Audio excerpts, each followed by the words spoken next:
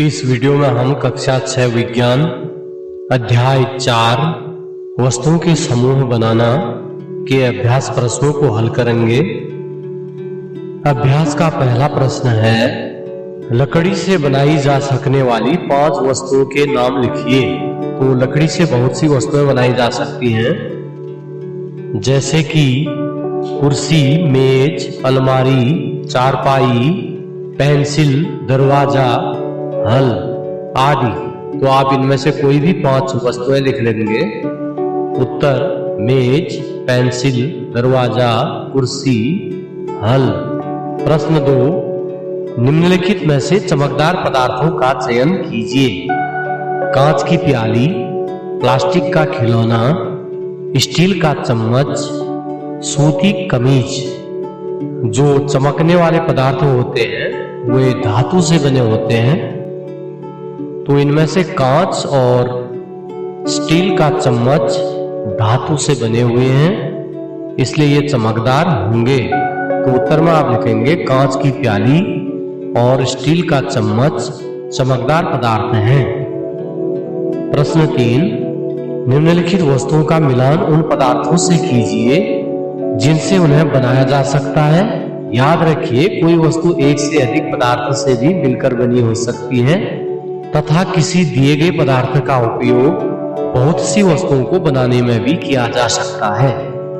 तो वस्तुएं आपको दी गई हैं, पुस्तक, गिलास, कुर्सी, खिलौना, जूते। और पदार्थ आपको दिए गए हैं कांच, लकड़ी, कागज, चमड़ा, प्लास्टिक।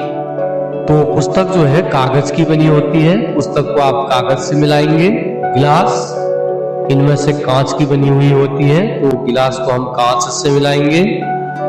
कुर्सी को आप लकड़ी से मिलाएंगे, खिलौना को हम प्लास्टिक से मिलाएंगे तथा जूते को चमड़ा से मिलान करेंगे। प्रश्न 4, नीचे दिए गए कथन सत्य है अथवा असत्य, इसका उल्लेख कीजिए। क, पत्थर पारदर्शी होता है जबकि कांच अपारदर्शी होता है।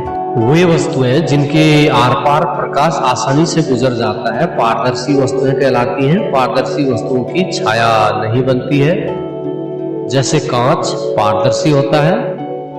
और वे वस्तुएं जिनके आर पार प्रकाश नहीं गुजरता है अथवा जिन वस्तुओं की छाया बनती है वे वस्तुएं अपारदर्शी कहलाती हैं। इस कथन में हमें पत्थर को पारदर्शी और कांच को अपारदर्शी कहा गया है, तो यह कथन असत्य होगा। ख, नोटबुक में द्युति होती है जबकि रबड़ यानी इरेजर में नहीं होती है। तो द्युति का मतलब चमक से होता है, तो जो वस्तुएं धातु की बनी होती है उनमें द्युति यानी चमक होती है। तो नोटबुक और रबड़ दोनों अधातुएं हैं, इसलिए इनमें द्युति नहीं होगी। यह कथन भी असत्य है। ग, चाक जल में विलीन हो जाता है। तो चाक को जल में डालने पर वह विलीन नहीं होता है, बल्कि जल की निचली सतह पर बैठ जाता है, इसलिए यह कथन भी असत्य होगा।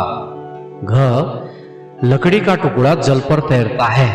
यह कथन सत्य है, क्योंकि लकड़ी को जल में डालने पर वह जल में तैरने लगता है। न, चीनी जल में विलीन नहीं होती है। यदि हम चीनी को जल में डालें तो वह जल में घुलनशील होती है, अर्थात जल में विलीन हो जाती है, तो यह कथन असत्य है। च, तेल जल के साथ मिश्रणी है। यदि हम तेल को जल में डालें तो वह जल में तैरने लगता है, न कि उसमें मिक्स होता है। यह कथन असत्य है। छ, बालू यानी रेत जल में निःसादित हो जाता है। निःसादित होना यानी जल के तले में बैठ जाना, तो यह कथन सत्य है, क्योंकि बालू को जल में डालने पर वह उसके निचली सतह पर बैठ जाता है। ज, सिरका जल में विलीन हो जाता है। यह कथन सत्य है। प्रश्न 5, नीचे कुछ वस्तुओं तथा पदार्थों के नाम दिए गए हैं। जल, बास्केटबॉल, संतरा, चीनी, ग्लोब, सेब तथा मिट्टी का घड़ा। इनको इस प्रकार समूहित कीजिए। क, गोलाकृति तथा अन्य आकृतियां।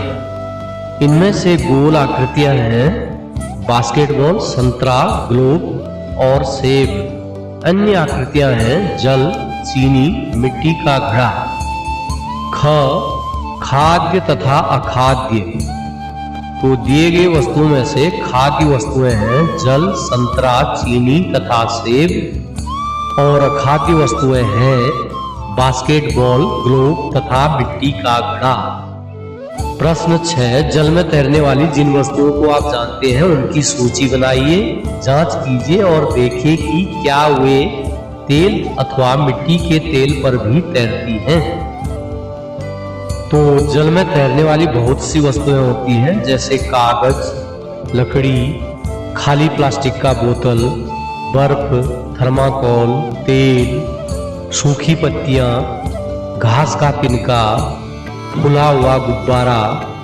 तो इस प्रश्न के उत्तर में आप कोई भी वस्तुएं लिख सकते हैं, जैसे हमने यहाँ पर लिखी है सूखी पत्तियां, प्लास्टिक की खाली बोतल, घास का तिनका, कागज, फुला हुआ गुब्बारा। यदि इन वस्तुओं को हम तेल अथवा मिट्टी के तेल में डालें तो ये सभी वस्तुएं उसमें भी तैरेंगी। प्रश्न 7, निम्नलिखित समूह में मेल न खाने वाले ज्ञात कीजिए। क कुर्सी, पलंग, मेज, बच्चा, अलमारी। तो इसमें बच्चा अलग शब्द है क्योंकि यह सजीव है, अन्य सभी वस्तुएं निर्जीव हैं। ख गुलाब, चमेली, नाव, गेंदा, कमल। इनमें नाव अलग शब्द है क्योंकि यह एक यातायात का साधन है, और जो अन्य वस्तुएं हैं वे फूल हैं। ग एल्यूमिनियम, आयरन, तांबा, चांदी, रेत। तो इनमें से रेत अलग है क्योंकि अन्य सभी वस्तुएं धातु हैं, जबकि रेत अधातु है।